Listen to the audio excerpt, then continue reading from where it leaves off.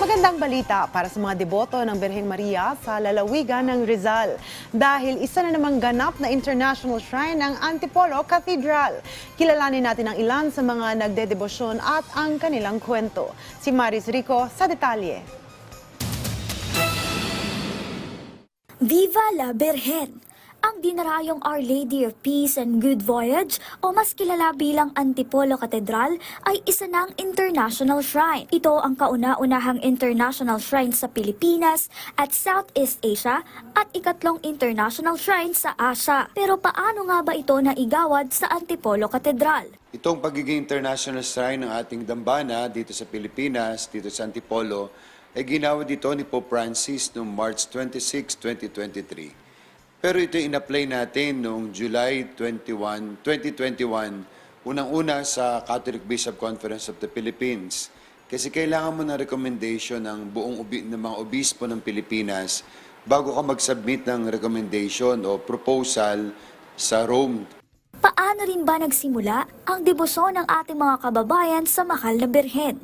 Simula noong panahon pa ng mga Kastila, kinikilala siya na siya'y ina ng mga malalakbay, ina ng mga travelers, reyna ng galleon. Kaya 1600s pa lang, ang mga Pilipino ay talagang namimintuho na sa mahal na Birhen. Nagkaroon naman ng pambihirang karanasan ng news team ng personal naming malapitan at mahawakan ang orihinal na imahe ng mahal na Birhen. Bata man o matanda, talagang dinarayo ang Antipolo Cathedral. Bitbit nila ang iba't ibang kahilingan at pasasalamat sa milagrosong imahe ng Birheng Maria. Ang pamilya Cascon mula California, USA, nagbalik bayan para lamang makita ang mahal na Birhen. Tumiling po ako na sana po ay tuluyan po akong gumaling sa aking karamdaman. Maliit pa po ako, siguro high school pa po ako nang muling nakarating dito.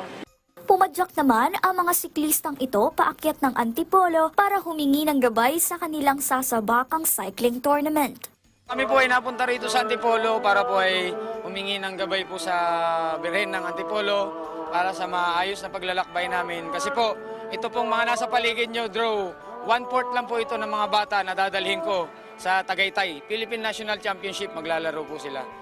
Ibinahagi rin ng isang lingkod ng simbahan ang kanyang debosyon. Naging masasaktin po akong bata kaya ewan ko po kung alam niyo yung pinapamanata.